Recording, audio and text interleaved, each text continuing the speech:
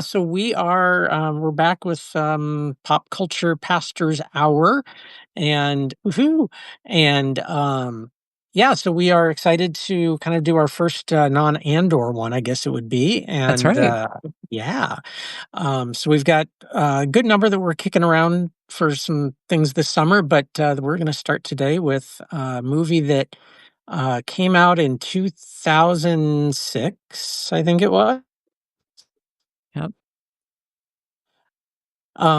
Called Stranger Than Fiction, and starring quite a cast: Maggie Gyllenhaal, Emma Thompson, uh, Will Ferrell, Dustin Hoffman, Queen Latifah. Yeah, it's quite a spectacularly unique and diverse cast, to say the least. So, Yes. Yes. so anyway, yeah. So, MaryAnn, what do you want to say, kind of leading into things here? Well, I was curious how we wanted to kick off with kind of why this movie is a top movie for both of us, but I wanted to ask first, do you remember how it first came to you? And I asked this question actually not having any memory of why I saw it in particular, why that movie and not some other movie. I think maybe I was appealed that, the topic appealed to me. I'm not like a Will Ferrell, like I got to see everything Will Ferrell is in. So I really I don't remember seeing it for the first time. But I'm Mhm. curious if you have memories of how this movie first came to you, and then we can talk about kind of what it means to both of us. So I'm going to use a quote from the movie. It came inexplicably without method. Um, Nice. so I was working my doctorate of ministry, and was doing one of my residencies at the University of Dubuque Theological Seminary, and we were our cohort. We'd done all the stuff we were doing that day, and we decided we wanted to go see a movie. And it literally was the only one that looked interesting that was playing at this theater in Dubuque, Iowa. And so that's what we did. And all of us like left it going, whoa. Yeah. So yeah, it wasn't something where I was, saw a trailer and was like, I gotta see that. Yeah. It just happened. It just Yeah. happened. Wow. Yeah. Yeah, I think that I must have seen the trailer and knew that there was a writer involved, and beyond that, I really don't. I assume I saw it in the theater, um, and that's weird because in 2006, I would have had 2, like, toddler/babies at that point, so the fact that I likely paid for a babysitter and we went out and saw it, or maybe I saw it by myself. I really don't remember, but it has been really, really special to me. In fact, here's just a little small world thing. A good friend of yours, or friend of yours and a good friend of mine, both of us, Troy Bronsink. I actually shared this movie with him. He came to visit us in Northern Virginia back, I don't know, a couple of years because we had it on video. And I was like, I think you'd really like this movie, and he did. So, yeah, it's a good movie for pastors and kind of word people and story people. Mhm. But what? Yeah, go ahead. So I was just going to say, name dropping too, Marion was just doing a workshop with another presbytery where the executive presbyter there is Aaron Cox Holmes. Aaron was in my doctorate cohort, and so she was also, I could have dropped that to you. So, Yeah, there you go. so She was yeah. in that. Was she in the movie theater with you? Oh yeah. Oh yeah. Yeah, Yeah. yeah, She that's cool. loved the movie. So Yeah. yeah. All So right. why is it I described it as kind of one of, at least in my top 10, if not top 5, and I have this category of movie called a drop of a hat movie, which is I'm never not in the mood to see this movie. If it's available, if I'm, I don't change thumb through channels, but if I did and that were on, I'd sit down and just start watching. But what makes it special to you? Um, I love just in general, I love quirky movies. So movies that just are just a little different and creative and unique. Um, I just the as much as I love like MCU movies and stuff like that, the cookie cutterness of a lot of them, not a fan. So I love the fact that this was a movie that was unlike pretty much any other that I had seen, and just visually, the way that it throws in all like especially in that first part of it, all the things that Will Ferrell's character or Harold is doing and seeing, and the angles and the lines and the golden ratios and everything else. Um, and I also love movies that have kind of that creative, unique kind of twist to it of kind of how all these pieces come together. Um, so those were a couple of the pieces. Um, I think the the deeper questions that it also gets to, like it wasn't just a rom-com or anything like that, but it had some deeper questions of philosophical things and um, predestination, free will, all that kind of stuff was kind of embedded in that. So it's Mhm. just sort of like all of these pieces together. Yeah. Yeah. Yeah. I think I mentioned this when we were kind of doing our little preview of coming attractions several days ago, but I love stories about story. When I finally got my Lord of the Rings tattoo, it is about story. It's "Don't the great tales never end," that line from Samwise Gamgee. And the idea of us in this grand story, there's a whole section of Hope a User's Manual that's about hope as a story, that it lives within our stories. And so you give me a big fish, you give me a stranger than fiction, think narratives about narrative, right? That's my catnip. And thinking about our lives as part of a greater arc is just a real theme. And for a long time, I did this exercise several years ago where I was like, "What's my mission? What's my purpose?" And my personal mission statement. And it was something like to live uh, um, a life giving story and to draw out life giving stories in others. Right, to live Mm. those, not just tell the stories, but to live the story. So that's what this movie is about, right? Just to your point about free will and to what extent are we in control of our lives, and what kind of choices do we make, and that kind of thing. So yeah, Yeah, yeah. I'm curious, some of the themes that you wanted to lift up. We'll talk kind of philosophically, spiritually, theologically about the movie, and then we've got a couple just fun categories for the end. So, Okay. Yeah. yeah, what's your where do you want to Okay. start? So I'll I'll start with this is the nature of coincidence. Mm. Um, that there's a lot in this film that is um, the just random coincidences. That from when Harold's coworker gives him the option of, do you want the corporate trader or the baker to go audit? Mhm. And had he gone and chosen the corporate trader, maybe nothing else would have changed in his life, Yeah. but he chose the baker. Mhm. And just all the other little pieces. And as two people rooted in Reformed tradition that in some measure of Calvinism, although I don't know that probably either of us would consider ourselves a strict Calvinist. Yeah. Um, the nature of how much free will do we actually have in this life? Mhm. How much of it is just locked in and we're stuck with it? And Mhm. how much do we so that's and Yeah. I think about that with things in my own life of, if I had gotten that one job right after I graduated college, what would I have ended up at Princeton Seminary? Would I have ended up meeting my wife? And just Mhm. all these pieces that Yes. so Yeah, yeah. absolutely.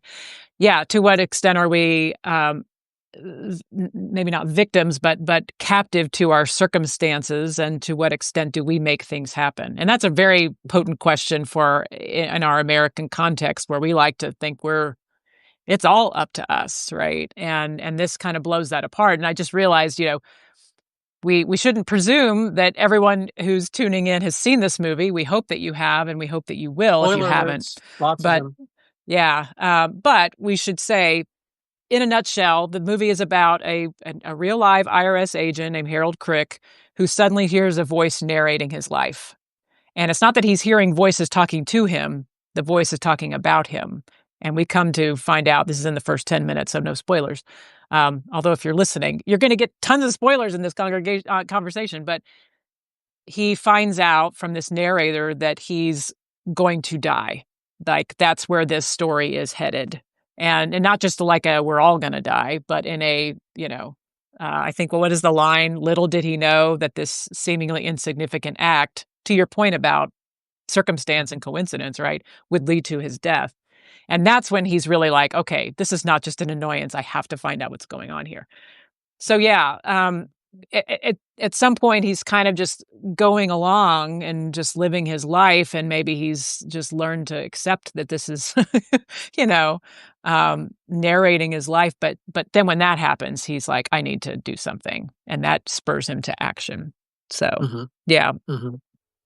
yeah, Yeah, I love that. yeah, and I think, that's one of those questions that, you and I both as pastors, have dealt with, congregants and in our own lives of, um, you know, did this happen just randomly, Mm, or was there purpose behind it? Was there yeah, reason behind it? And, the reality that if you say, well, there's a reason behind this happening, you kind of got to go all the way and mhm. say, well, if the reason that happened, that good thing happened, well, then was there like a direct reason why that person got cancer, Right, type right, of thing. And, um, I would love to say there's an answerable to it, and there's not. right.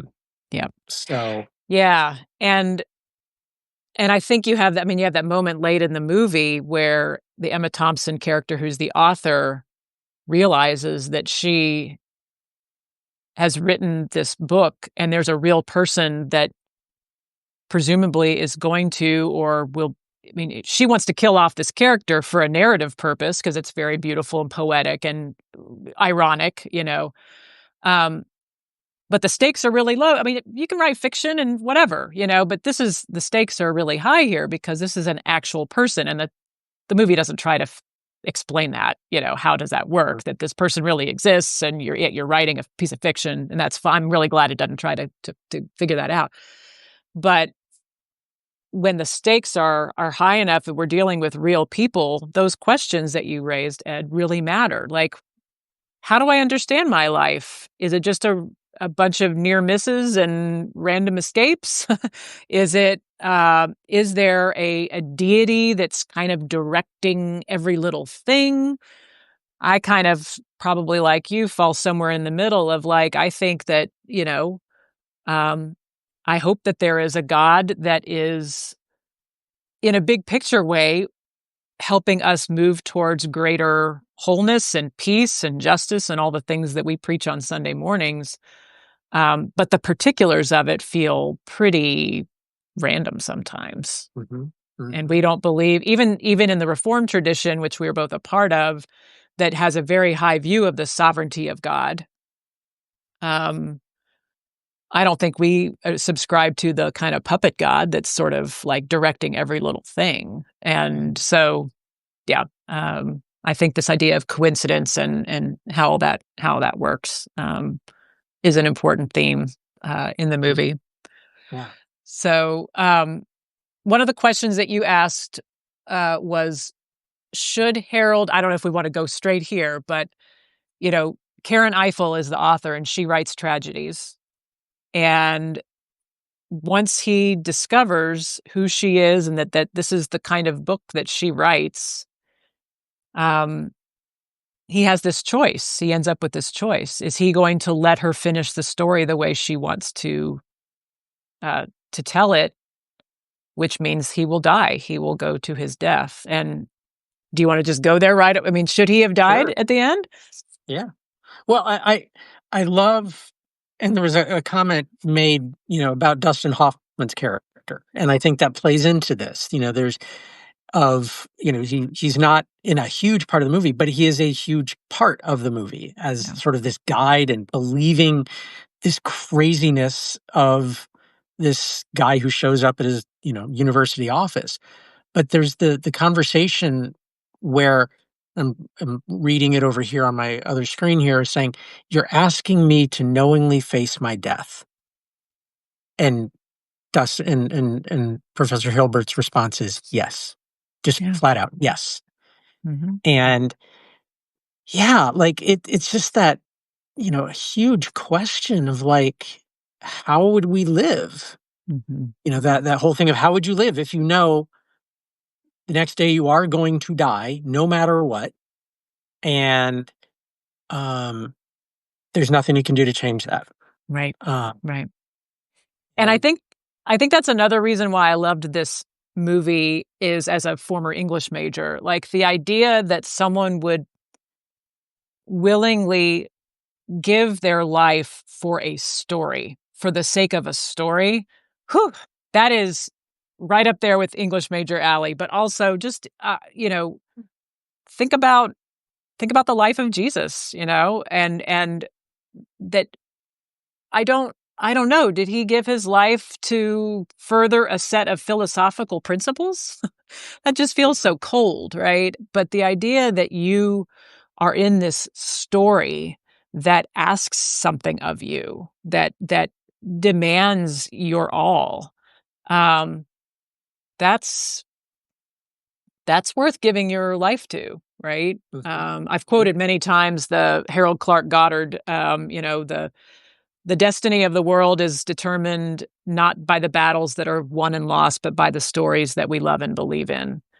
And so it's not just that he goes to his death, but the way she's constructed it, it's a death in the service of saving someone else's life. So you have the little boy on the bicycle, right, that he pushes out of the way, and he gets hit by the bus instead. Um, so it's death for the sake of the story, but also death in a heroic way, and that mhm, helps too. It's not like the one she mentioned the other character, right? That in a different book, she said, "I killed a teacher the day before summer vacation." How cruel is that, you know? mhm. Um, and maybe there was a heroic aspect to that too, but that just feels like a cruel thing to do, you Yeah, know? So, yeah, and also maybe there's that debate, you know, um, when Karen Eiffel shows up at Professor Hilbert's office yeah. and they talk about the book, Mhm. and he'd already said, it was his masterpiece, Yeah. um, or a masterpiece, but now with the different ending, it's good, it's Mhm. okay, but it's not the masterpiece, and the question of should Harold have died? Like, Mhm. what would the experience of the movie have been if Harold did die, Mhm. at the end and not the Yeah. kinda Hollywood happy ending, Mhm. Right, right. Well, Yeah. and I love, gosh, there's just so much to talk about this movie, but the ending kind of coda that she offers of, the things. In fact, I have, the IMDb page up with all the quotes, but just y all these things, these nuances, the anomalies, the subtleties, um, the embrace, the hand on our skin, the Bavarian sugar cookie. We assume they only accessorize our days, but they are here for a much larger and nobler cause. They are here to save our lives. Um, there's such a fundamental kindness at the heart of this movie and this story, and I think that's a bit of this. What appeals to me about this movie as well is that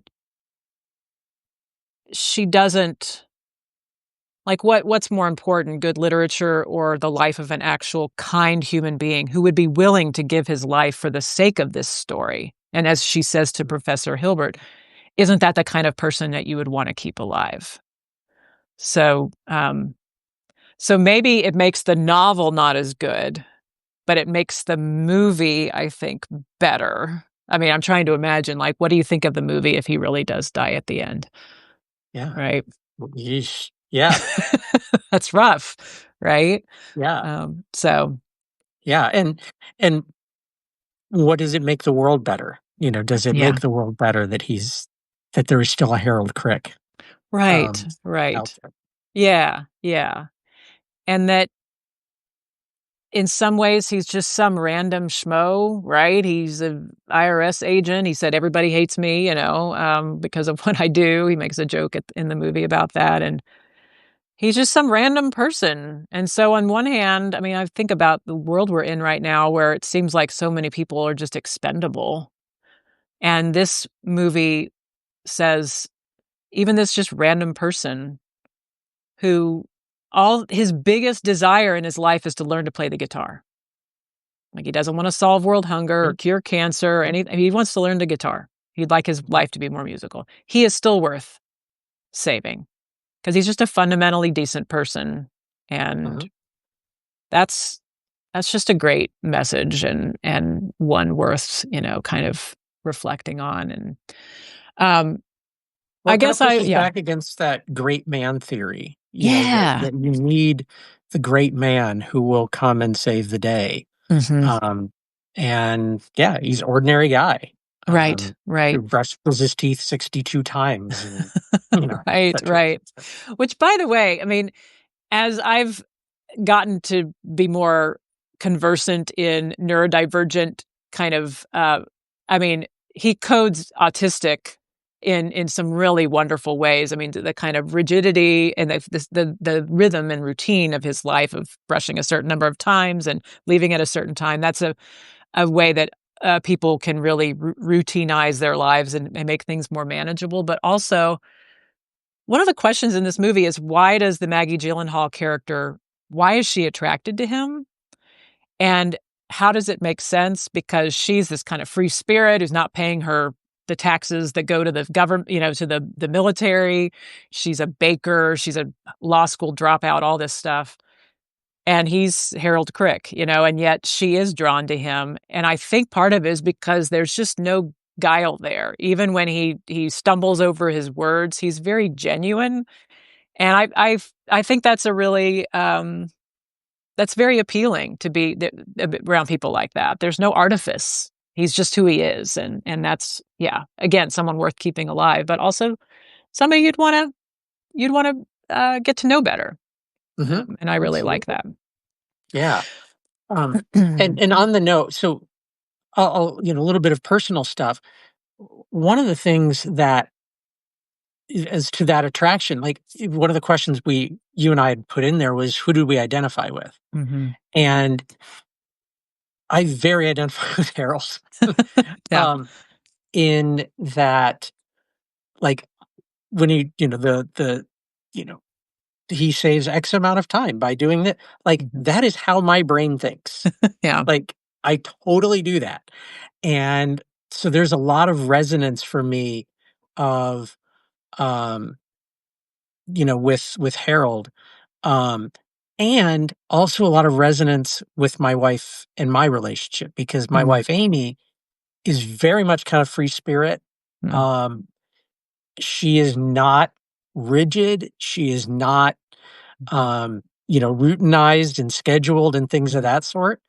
And we balance each other out beautifully, I think. Mhm. She helps draw me out of that rigidity, and I help give her some structure Yeah. to life. So, yeah, so that was another little piece that, Right. yeah. Yeah, yeah, they do, complement each other well, I think, very much. And I also think that I mean, just one of my favorite scenes of all time is when he shows up with the box of flowers, "I brought you Well, flowers." I mean, that no kidding. again, that is also the way that I think, the creativity of a good neurodivergent brain works, is thinking about the homonym of, flower and flower. Um, but yeah, so I guess I have to answer that question too, which, character I, identify with. I guess I would sorta say Karen Eiffel. I mean, I write books, she writes books, but she writes novels. I don't write novels. I haven't ever written any fiction. I find that kind of like, magic, to just make up stuff. It feels like a skill that I don't have, maybe one of these days. But, um, I can definitely relate to feeling blocked. Although she kind of says, I don't, she wears that uncomfortably, the idea of writer's block. Um, kind of being immersed in a project. The sort of she's kind of wandering around, kind of always thinking about it, and I definitely can relate to being in that headspace. I guess the other character that I felt some affinity for was Dustin Hoffman's the professor. Um, I loved the scene where he's trying to figure out what kind of story Harold is in, and he's asking those questions. Are all right? We've established that you're not a golem, you're not Scout from To Kill a Mockingbird. You're not King Hamlet. Um, and he takes it so seriously. That's the other piece that I love about that character is that it is for him, it is literature is life. To quote Danny Rojas from Ted Lasso, football is life, Hmm. and literature is life for him. So those are the two that I Hmm. really relate Yeah. to as well. Hmm. Um, Hmm. so so So yeah, the go ahead. other, I'll throw out the other connection. This is maybe a movie we'll do down the road too. Um, there's a handful of movies in my life that are ones that are like I see it and I feel like I need to watch it like again right then. Stranger in Fiction is one of them. Um, The Way was another one, and then Arrival was another. And actually, Arrival is literally the only movie I've ever seen that I saw twice in one day.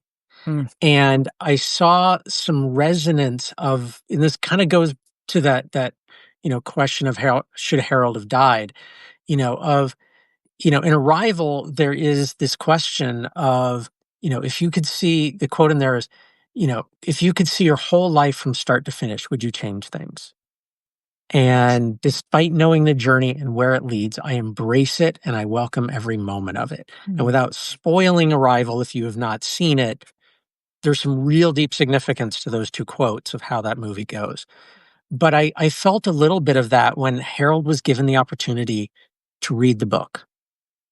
And y- if you were given the opportunity to read what your life would be, whether it was just the next 12 hours mm, or whether it was really the rest of what is ahead, would you want to know? yeah. Um, Yeah, it and reminds me of the questions or the ideas, the kind of thought experiments people sometimes have about like we have this wonderful like after you've died, we have this funeral where people all say all these nice things about you, and wouldn't it have been nice to hear those while you were alive, right? Um, and so there is an appeal to what if a master storyteller, which we are led to believe Karen Eiffel is, at least according to Dr. Hilbert, what if someone in those hands wrote your story? Like I would love to. And if I don't know about the from here on out, right? Because I don't think I want to know. I don't want to know when I'm going to die. I don't want to know how I'm going to die. But seeing someone else's interpretation of the meaning of my life, I think would be very interesting. Maybe that would prejudice me to see my life differently than I currently do, which may be problematic. mm, But yeah, I guess I would. I mean, Harold has a reason for wanting to read the whole thing because she's written it all and it really has stakes for him, that he can maybe have a choice or it's really imminent. So he wants to know kind of what's going to happen next. And I guess I would like to just give me the book through today.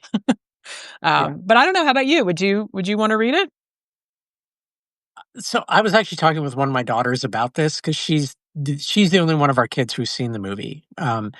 And she and I both kind of came to the recognition that if like we had if it was like sort of like here it is, we kind of feel like both of us were like, I don't know that I could pass up seeing it. Mhm. Like if it was something that was like tangible, like here it is, I would have a hard time saying no. I really would. Mhm. Um, I Yeah. I don't know Yeah. how I'd feel if when I read it that I knew I was dying the next day, Right. Yes. as Yeah. opposed to 30 years from now. Hmm. But, yeah, like, and, would it change things of how I live? Hmm. Right. And honestly, I kinda hope it wouldn't. Hmm. I Right. really hope it wouldn't. I hope that what I am living is enough of my authentic life and self now that it wouldn't make me be like, "You know what? Yep. I got to leave all this stuff and, go sail the world or what have you. Right. Yeah. Um, yeah. That yeah. That actually leads into one of my kind of answers to our one of our categories was, um actually, I didn't list this one, so I could just talk about it. We wanna talk in a minute about our most preachable scene, which I have actually preached on this movie, and I'm gonna share the piece that I preached on, which I did not put in the notes. I put something else there. But the idea where, Dr. Hilbert gives him this assignment, like, are you in a comedy or are you in a tragedy? Right? Tragedy, everybody dies. Comedy, everybody gets married, which that's I remember learning that in Shakespeare class. That's the way you figure, the difference between the two.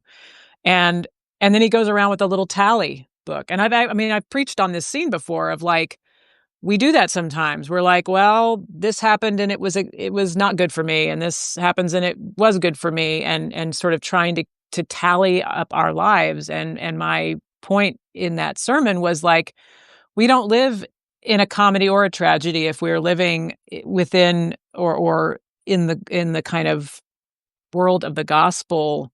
It's deeper than both of those things. People die and people get married, but it's a story that we trust is being unfolded by a reliable, loving narrator. I mean, that was kind of where I ended up in that sermon. Um, and you probably have you run across? I think it was his Frederick Buechner's. Was it his lectures at the Beecher lectures? Anyway, they turned into a book that was the gospel as comedy, tragedy, and fairy tale. I don't know if Mm, you've ever read that little book, but it's a haven't. series of lectures, and he kind of talks about how the gospel is each of those things. But you and I are both Tolkien fans, and he talks about the gospel as a fairy story, and maybe that's if I had to choose what kind of story the gospel is, maybe I would choose that it's a fairy story rather than a comedy or a tragedy. Um, it's a little bit of all of those things, but that's how that's how I think about. Thinking about our lives as a story that we read or are a part of, it has elements of all of those things. And maybe reading, if I could read the book, then I wouldn't feel like I need to walk around with a bunch of tally marks like Harold does. Hmm. Hmm. I can trust what kind of story I'm in if I Hmm. read it. So that'd be a benefit, I guess, to Yeah. reading it. But Yeah. Well, do we want to stick with the preachable? yeah, go ahead because I have another one. I'm going to sneak Yeah. one in. But do you want to? What's your most preachable scene in this one? I, you know, I think that without like the whole film, it's hard. Like, it's one of those things that I struggle sometimes with wanting, just pull out a clip or something like Yeah. that from a film. Um, but I found the part when Harold first gets to Anna's bakery and they're having that conversation about um why she hasn't paid her taxes in Hmm. full. Hmm. And like, she did it on purpose. She knew that she could get into trouble with the IRS, but she still did it because she needed to make that point. Mm. And um that I think there's and someone a friend of mine sent me a hymn um that I have to find, but it was called "Have You Heard God's Voice?" Parentheses, "Will you walk the path that will cost you much?" by Matt Beckingham. Wow. Um, and like what are we willing to do the right thing? Mm. Mhm. Um, and so I think that's one area that I think I could pull that out without Mhm. having to do a whole ton of Yes. context. Right. Yeah. Um, That's a good point. Yeah. It is yeah, always tricky to preach on stuff that people maybe haven't seen. yeah. And that's a great little capsule. And what's cool, okay, so this also helps me to connect how these two people kind of uh come together and why they really form a bond is she has that I have to do this kind of conviction, even though I know it's going to cost me something. And that's what Harold does, when he gives the book back to Karen, having read it and said, I love it. and I think you should finish it." And he says, "This is the way the story needs to end, and it just seems simple enough to me." And there's the kind of moral clarity to that of like, this doesn't seem that hard. Um, I I will do this. It's gonna cost me a lot. It's gonna cost more than 22% of taxes and getting audited, that the cost that Anna pays. But, yeah, it doesn't seem that complicated, Yeah. that this is what I'm gonna do. So they both have a real sense of moral compass. Mhm. Well, mine is also related to Anna, and it's funny because in some ways it may actually contradict yours, or maybe it's just coming at it from a different angle. But for me, when she talks about her origin story of becoming a baker, like she was going to change the world by going to law school, and then she started cooking and baking for the study groups, and she was just researching recipes. And I mean, we understand that and hear that, and is a sense of call and vocation, right? The place where I mean, this is another Buechner quote, right? Where your deep gladness and the world's deep need intersect, right? The law students need to be fed so they can study hard and get good grades. And I love doing this. And so she found her vocation there. And so she says at one point, "I'm going to make the world a better place with cookies." And that can feel very kind of treacly and sentimental, but I think that's what we're all called to do. And that feels, I know so many people right now who are just so overwhelmed and so dispirited. And I get it. I feel the same way a lot of the time. So how can we um make the world better with cookies, And Mhm. um who's to say Harold would have, her nurturing of him maybe helps him do hard things, and they do that for each other. So, Yeah. um, it doesn't have to be always have to be that complicated. Mhm. So, Well, and this to go, you know, connect this back a bit to Andor, we talked when we went through the Andor, episodes. Um, my sister just texted me about that she's eating a sprinkles cupcake right now, and so, yeah. there we go. Um, but that with Andor, that each one of them had a small part. Some had bigger parts, but, everyone had a part that made a difference. And Mhm. there was a great article thing I heard on NPR a couple of years ago about, like, the women who basically made the lunches for the marchers during the civil rights movement. Mm. Wow. Like, they made sandwiches to give to people who were marching, so they didn't, so that they were fed. And Mhm. so, like, they don't show up and get Nobel Peace Prizes. Right. Um, Although I think Jose Andres absolutely should get a Nobel Peace Prize for what he does. Yes. Um, but that's another story.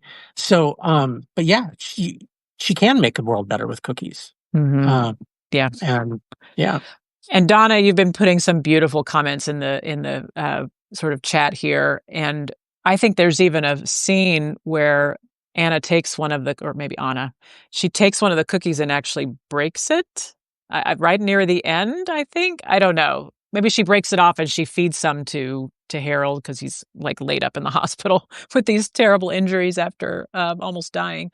Um, so there's a very clear cookies as communion, breaking mhm, of the bread. So yeah, I think both of those scenes would preach. yeah, Do you want to go? Let's do best line next, and then we'll save the other one for last. So what's the line that kind of either sticks with you, encapsulates the movie, or you just kind of like as a line? easy. Like anything worth writing, it comes inexplicably and without method. I Yes. That was the line that our my doctorate of ministry cohort zeroed in on, and the stuff we were all working on together in our respective projects. Um, and I love the mystery of that. That Mhm. y there isn't always a formula that Yeah. says, "This is how this will work." Mhm. Um, and that yeah, Yeah. inexplicably and without method, just is beautiful. And so I love that line too. There's so many just beautiful turns of phrase in this screenplay. Do you think that's true? Because I'm inclined to think that, I mean, like that old cliche, luck favors the prepared, right? Like she does so much research, like she goes and watches traffic patterns on the bridge and is imagining these things, and she goes to the hospital. And I think there's something to be said for, I guess, maybe do the work and then get out of the way. Maybe that's what I hear in that is like, it's for us, we would call it the inspiration of the Holy Spirit, right? That something's happened that's beyond us inexplicably and without method. That's the Holy Spirit to me. But don't we Well, hear the Spirit more acutely if we are doing some of the practices and disciplines of listening and preparing? And yeah.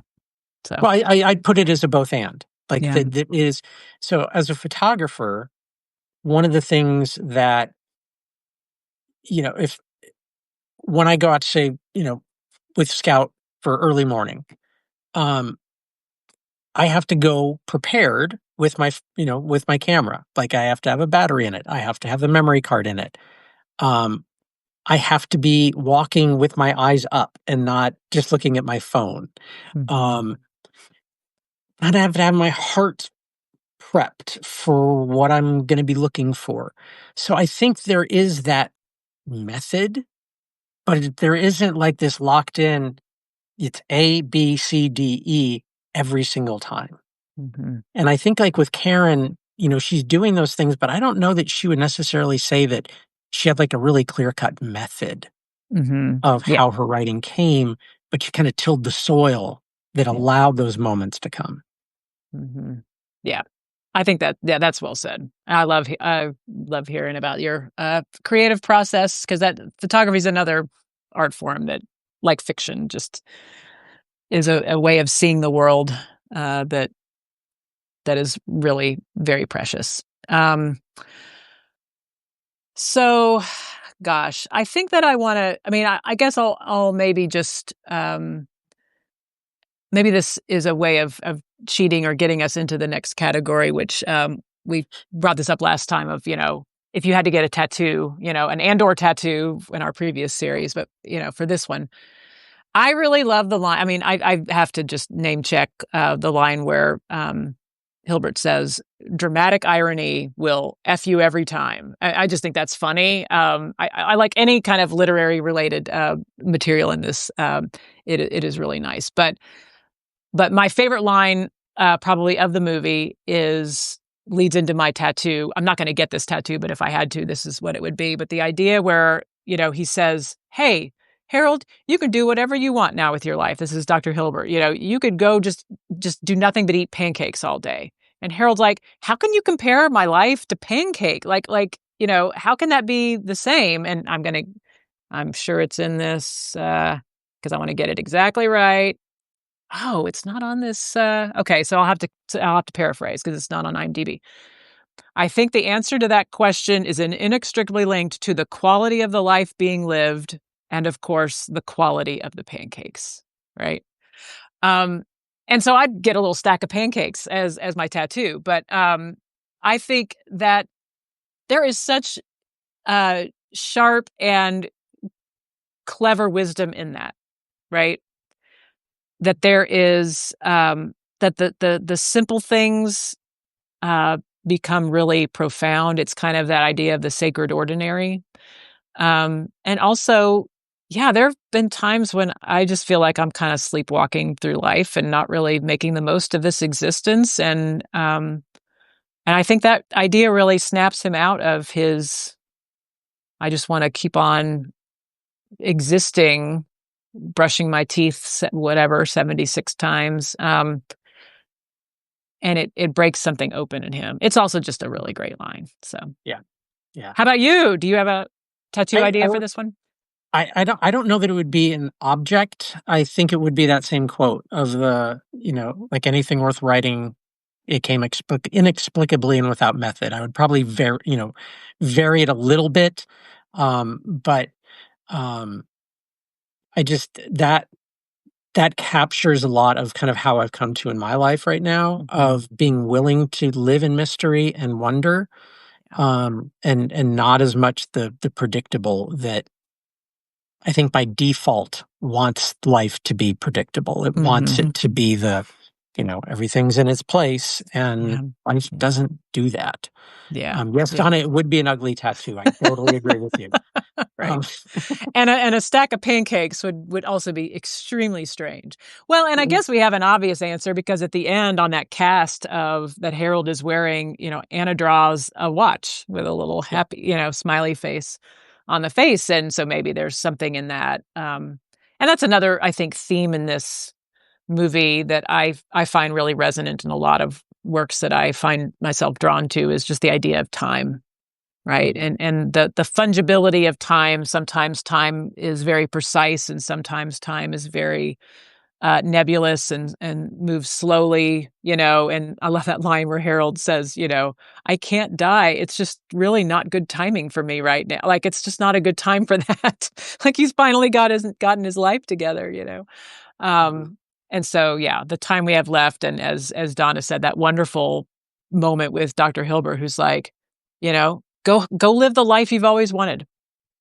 mhm, It's a very life affirming movie, and yeah. so yeah, And he also doesn't know what life really was going to, what would be the life that he wanted.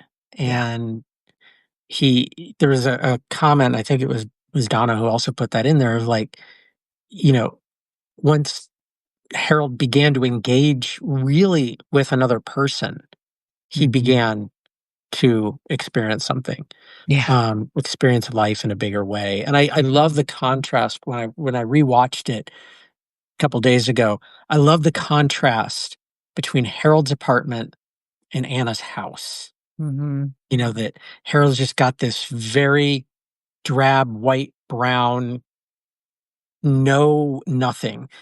And, just in this typical little like block apartment. And Anna's in this little house that has all these little quirky things to it and quirky lamps and colors and blankets and yeah, yeah. yeah, mhm, right, yep. She represents, I mean, she's a human in her own right, but she represents to him, the kind of life that he would like to lead and feels like is now possible. Mhm. Yeah. Yeah, I love that. Um, there are a couple things that I'm gonna put in my show notes for this conversation, and one of them is a screenshot that I sent to you, Ed. There is a picture in Dr. Hilbert's office that is on his bulletin board. I love his office. I mean, that office is just so they just nailed the design of that nutty professor with the coffee maker, and he's always eating the yogurt, and he's just kind of a weirdo. Anyway, there is a picture behind him of a sculpture that is on the island of Iona, which is just the most random kind of thing. I will post it so that people can see it. It was so weird when I spotted it this time. Um, and the other connection to Arrival, which maybe we need to have a discussion about that movie as Works part of for our me. series. But there's a song that plays in both of those movies, that's on the nature of daylight, I think it's called. It's just a very sad cello piece, and it features prominently in Arrival, and it also is in a key scene in, Stranger Than Fiction, which is just kind of a fun connection. And when you mentioned that to me, by the way, I looked it up. It is in, um, about 10 other movies. Not Um, surprised. yeah, so yeah, only Yeah, 2 of them have I no, 3. Shutter Island and Stranger Than Fiction and Arrival are the 3 that I've seen. yeah. But yeah, Max Richter, I think, is and we'll include a link to that as well so you can listen to it. It's a good, like, if you need to cry, that's just a good song to really get you in a super melancholy mood. yeah, totally. So all right. Well, that is Stranger Than Fiction. Love, love, love the movie, and it's fun to talk about it again. Coming up, we will be discussing Station 11, at least the first few episodes. That's my challenge to Ed. And then, well, I don't know what order we'll do these in, but I'm also going to be watching the Battlestar Galactica miniseries. which we will talk about as well. So if you all want to listen along and watch along, those are the two things that we are coming up. It'll be the next installment will be later in July. Yep.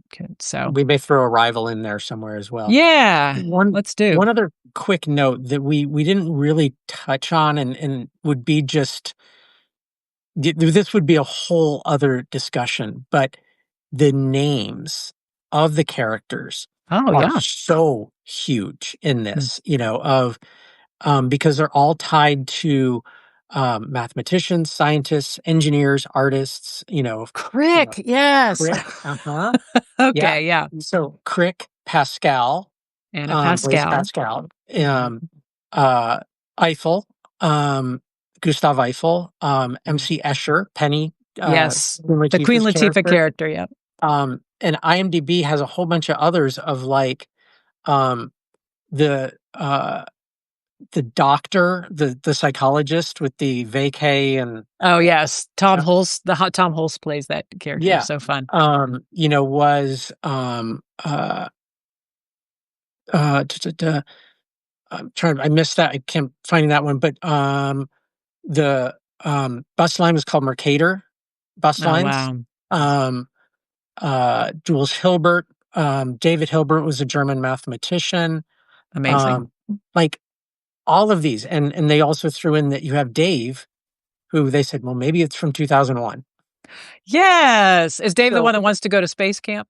yep, yep, Yeah, yeah, yeah. So, I like, love that. that's not accidental by any means. Yes, Um, that's so, excellent. That is another I love that little scene where Harold sends the literature about adult space camp to Dave, and the look on Dave's face when he opens that envelope, and just the sheer delight of, like, that's not just, "Oh, wow, I can go to space camp." That is like, someone has deeply seen me mhm, and did this for me. It's just so let's all maybe that's a good, like, sending. Let's all find a yes, little thing that can bring that delight to someone else in these, difficult absolutely, times. So, absolutely. thank Yeah. you all so much for All joining right. us. Thank you. Thank you, Ed, and, All right. we You will bet. see you next time. You got it. All right. All See right. y'all. Take Bye care. bye. Bye.